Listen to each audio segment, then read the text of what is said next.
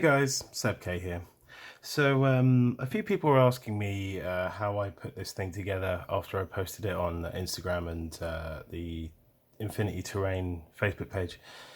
So I thought I'd do just a quick breakdown of how I get from, wooden bits of terrain to what it looks like now. I've been striving for a level of detail for a long time because in my head I've got this beautiful, vision of the cyberpunk Asian city that I've and then trying to get from that vision to what I wanted. Most of the buildings now do look like this, and I'm going to show a video and pictures and stuff in various places of the full city, fully lit, within a couple of weeks. I'm actually going to do a shoot for it today, so hopefully that will come out well and I'll be able to show you guys. But what I'm going to do now is go through the basics of getting to a stage like this, but also fairly quickly, because I had 15 or 16 bits of terrain, most of them as detailed as this to do, and I wanted to do it in a week, and I did actually achieve that, which I can't believe, to this level of detail. And it's mostly just down to practice. I've done a couple of tables before, and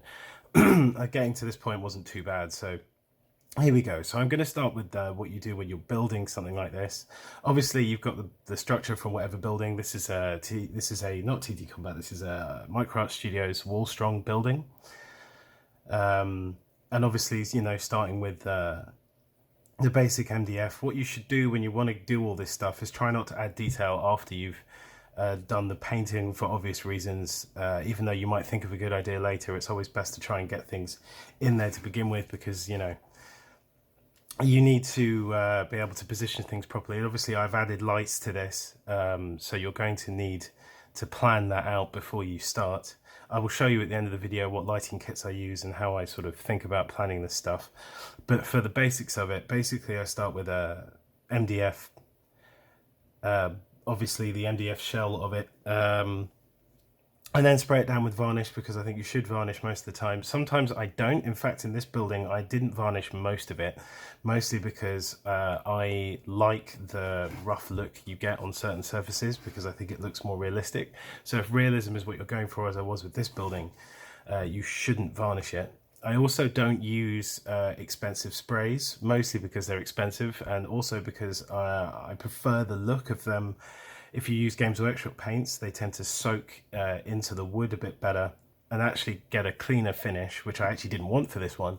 So I use £1 shop grey and white sprays and stuff for the start, just to get that rough texture and just to get uneven surfaces and things like that.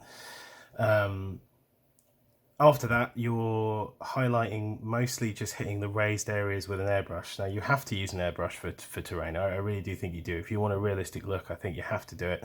You can do it by hand, but A, it takes a lot longer, and B, it's obviously noticeable a lot of the time that you've done dirt and stuff by hand. Sometimes I do, which you'll see on some of the other buildings, sort of like water damage marks going down.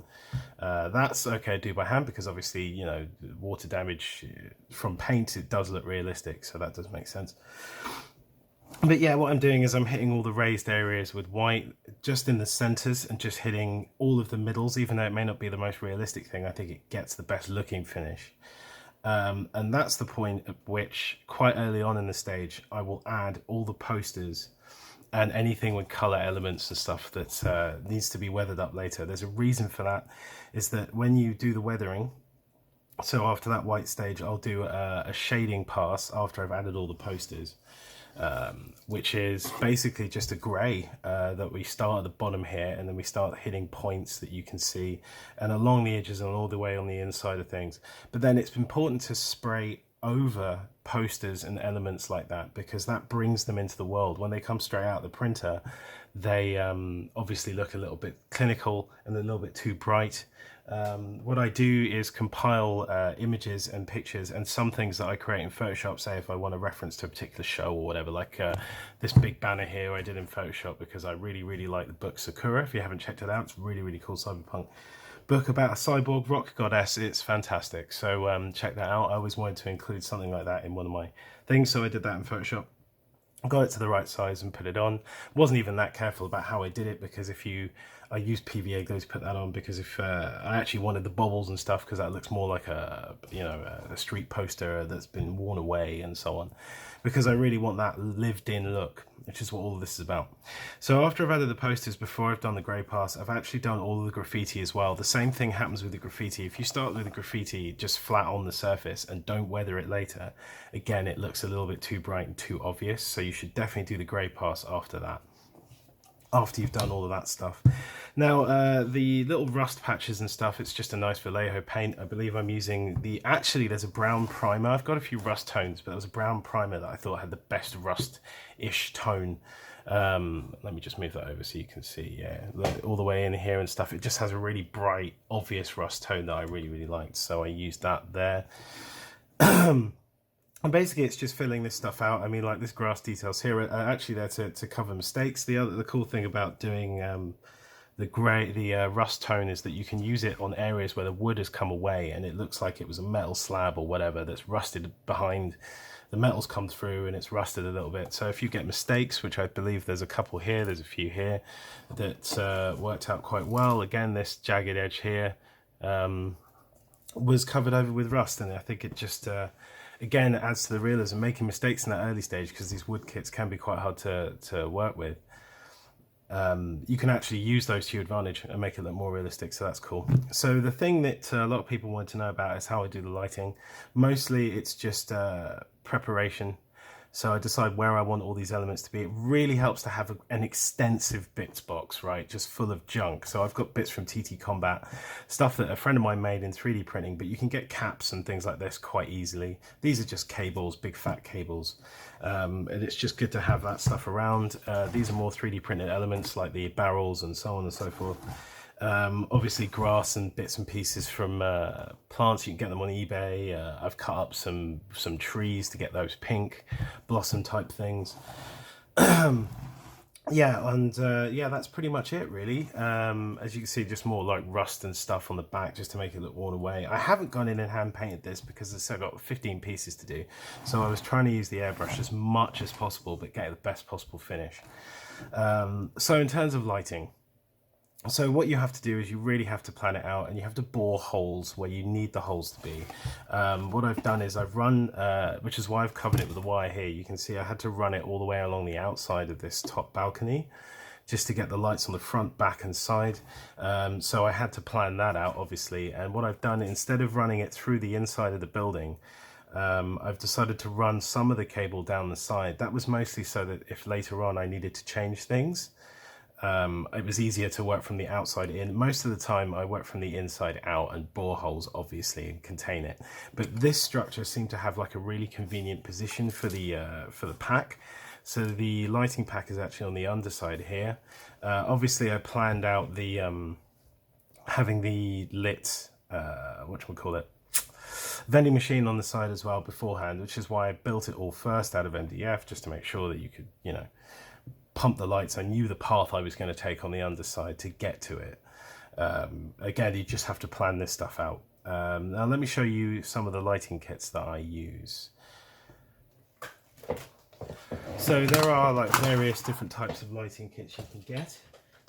My favorite is in fact this one. So you can get these are LED string lights, and they come with a very small battery pack. I'm not very good at soldering, so I originally started soldering. I do some soldering, there's some soldering on this, but I'll explain what I've done. So yeah, these are LED strings you get on eBay, they're extremely cheap. If you need more power, and these get usually brighter as well, so if you start with a battery pack like this, you're going to get a much brighter result. Depending on what you want to do, but you can also get things to be brighter just by stacking multiple LEDs. As I found with these, you can do more than one LED in one place because they're so small. As you can see, there's just a string, like they're just wire and a string, and they're really easy to clip and then extend, which is what I did on this building to run it down the side. I clipped off the string at this point here and then resoldered it and then ran it down the back and down the side to get the extra length. They're extremely easy to work with. They're the best kit I've found. It's been about a year me trying to find something useful that I can use on multiple buildings, and this is the one. But if you want a bigger pack, some of my buildings do have these. I'll show you a big pagoda in the city that I built, which is using one of these because I wanted brighter lights, down lights along all the important parts. I'm also working with EL wire. I was doing one of these. This is like a bit of a test here.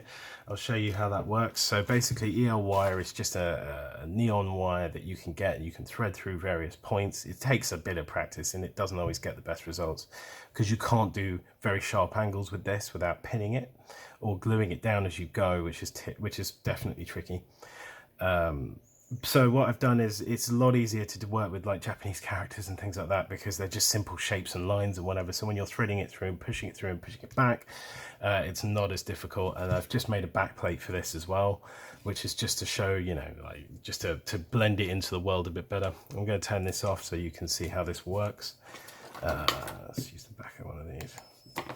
Yeah, so you can see that the camera is freaking out because it's not sure what to do with the light here, but it's very orange in real life, even though it comes out a bit more white there.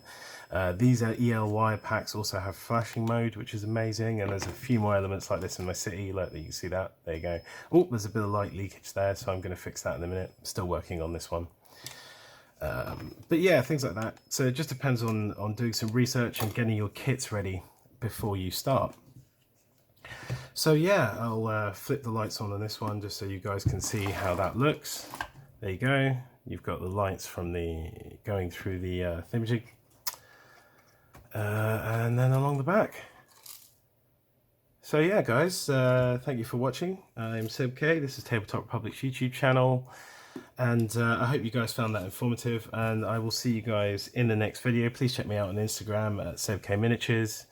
I also have a Facebook page at Seb.K Miniatures, which I'm trying to build up because I do want to do more of this stuff and hopefully do it professionally at some point. That'd be great. Other than that, I will see you guys soon, and sorry about the messy workspace. Cheers, guys. Goodbye.